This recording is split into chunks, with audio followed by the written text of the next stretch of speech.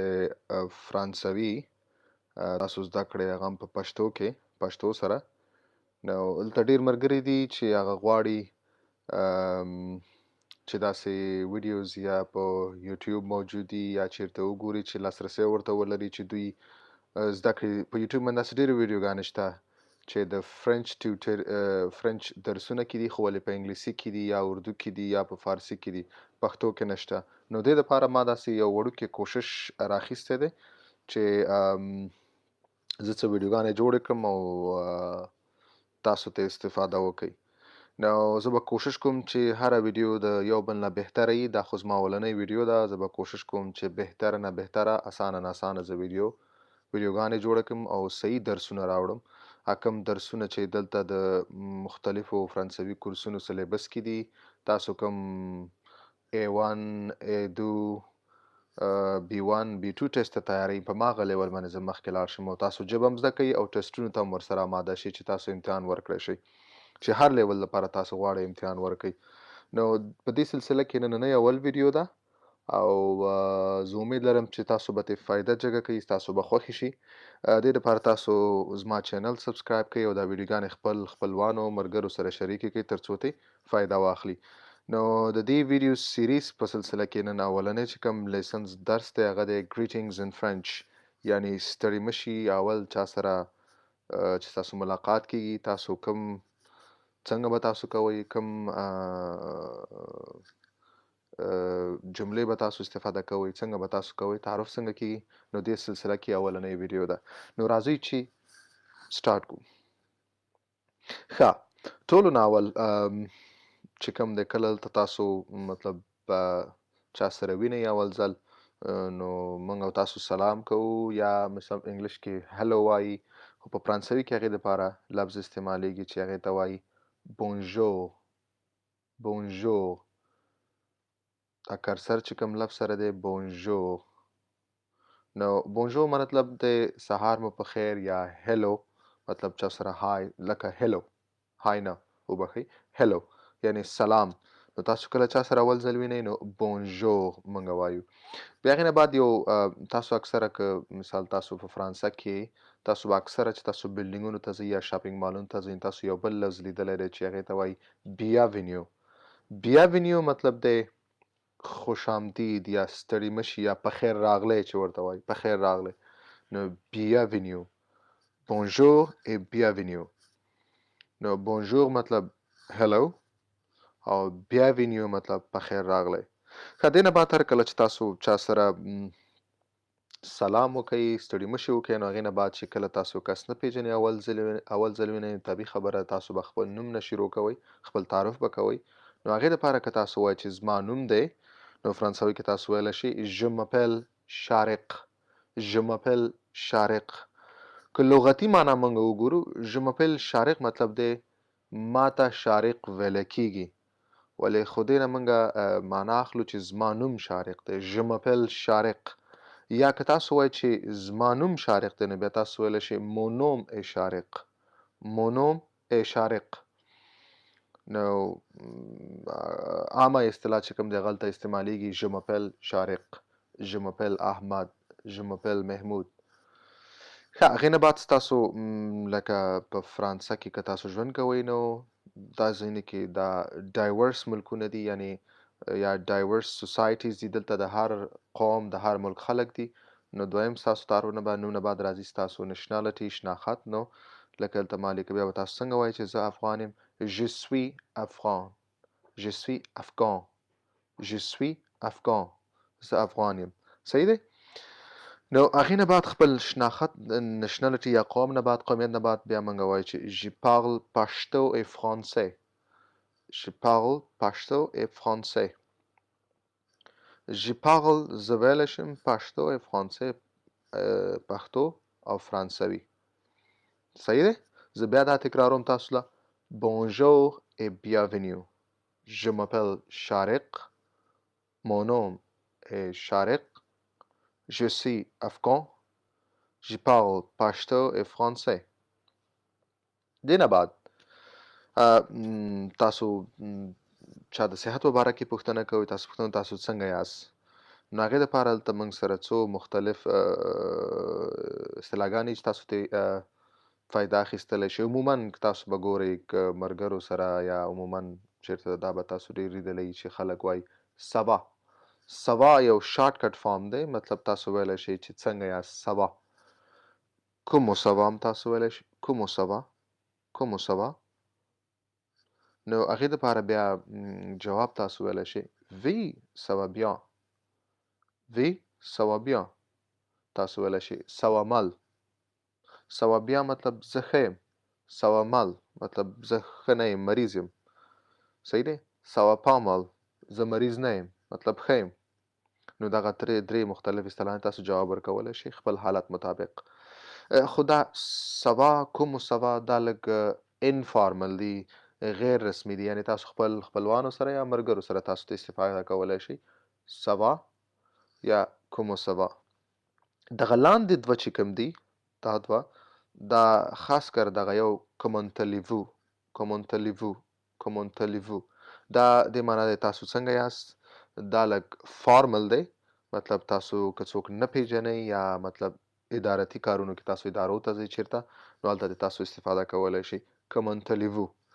او بل دی کومه وچو، کومه وچو، دې معنا هم دی تاسو څنګه یاست. صحیح دی؟ نو تاسو سبا، کومو سبا، کومونتلیوو، کومه وشو، دا ټول تاسو استفاده دې کولی شئ تر څو چا نه پوښتنه وکړئ تاسو څنګه یاست. صحیح دی؟ وی سوا بیا، سوا مل، سوا پامل، تاسو جواب ورکولی شئ. صحیح دی؟ نو زه بیا دا تکراروم دا جملې ستاسو دپاره. سبا.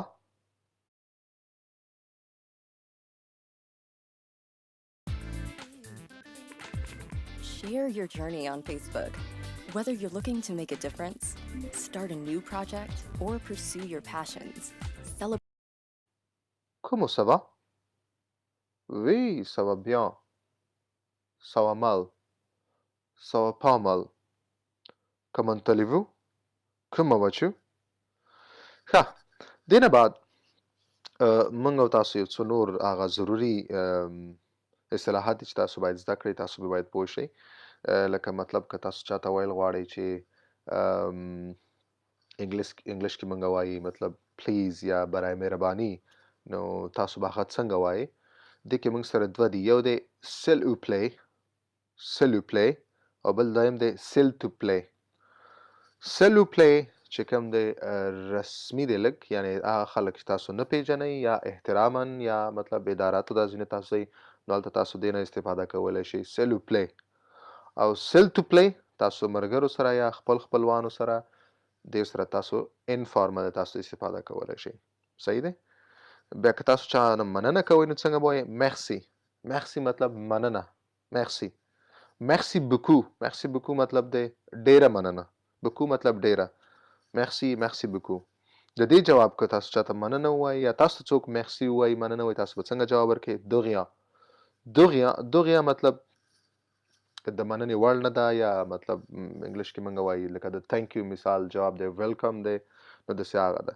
مثال که تاسو موږ تاسو هم پښتو کې وایي مننه، دویم کس وایي د مننې وړ نه دی، نو داسې مرسی یا مرسی بکو د هغې جواب دی دوغیا.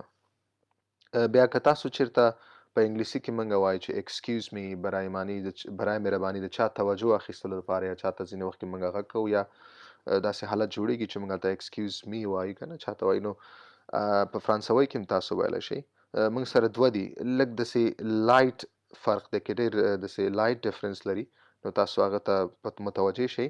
ایکسکیوز موا مطلب دا لږ رسمي ځایونو کې تاسو څوک نه پیژنئ، اول ځل ورسره وینئ یا ادارات دا ځینې کې تاسو څوک وینئ، نو هغې دپاره تاسو ته استفاده کولی شئ ایکسکیوز موا، او بل دی ایکسکیوز موا. نو دواړه مطلب دی لکه انګلیسي کې موږ وایو ایکسکیوز می. صحیح دی؟ نو دواړه تاسو ته استفاده کولی شئ.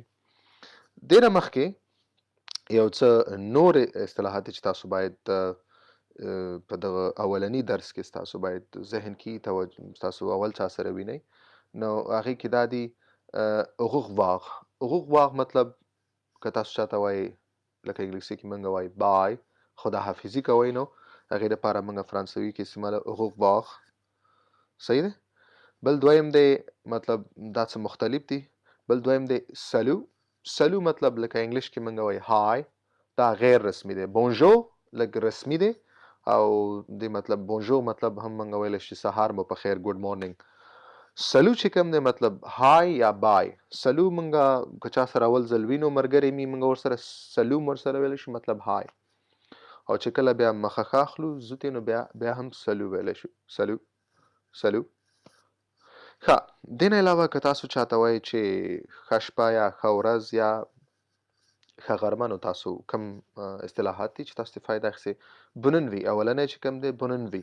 بوننوي مطلب ښه شپه، ګډ نایټ. بوننوي بوننوي. بونسواغ بونسواغ مطلب ښه ماښام، یا مطلب منګه ویلی شو ښه ګډ آفټرنون چې کوم منګه وایي که نه، ښه مازدیګر منګه ویلی شو بونسواغ. بونژورنی بونژورنی مطلب ښه ورځ.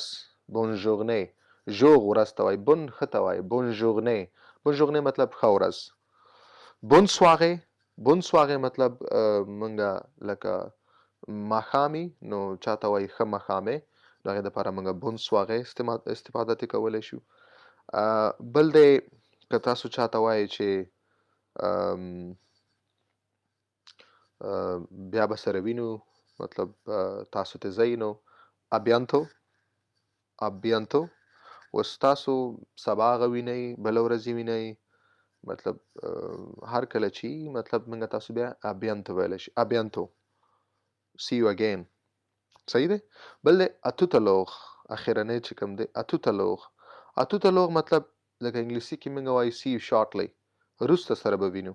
مثال زما او ستا یو ځای کې ملاقات دی، اوس هم ولیدو، ګنټه بعد بیا سره وینو، نو بیا موږ یو بل ته ویلی شو اتوتلوغ. اتوتلوغ. صحیح دی. او ابیانتو مطلب چې کوم دی بیا به سره وینو. سی یو اګین مطلب کله به سره وینو، سبا شو، بله ورځ شو. او اتوتلوغ مطلب سی یو شارټلی، لکه یو کار یو ګنټه، نیمه ګنټه، 2 ګنټې بعد واقع کېږي، بیا ما او تا یو کار کېږي، نو بیا موږ ویلی شو اتوتلوغ. سی یو شارټلی. صحیح دی. نو دغه څه هغه اولني اصطلاحاتو چې باید تاسو زده کړئ، چې کله هم تاسو فرانسوي کې چا سره اولنی ملاقات یې وینئ، نو دا هغه ضروري اصطلاحات دي. په نننۍ ویډیو کې همدومره و. دا اولنی لیسن و چې کوم ما ورته نوم ورکړی و ګریټینګز ان فرنچ. د دې نه بعد به زه کوشش کوم چې په ګریمر باندې هر څه باندې خبرې وکړم، هغه آهسته آهسته د دلته چې کوم د لنګویج د فرانسوي د ژبې کوم رسمي کتابونه دي، رسمي کورسونه دي، د هغې سلیبس، د هغې نصاب مطابق زه مخکې لاړ شم. نو مننه ملګرو، تاسو ته ښه وخت غواړم.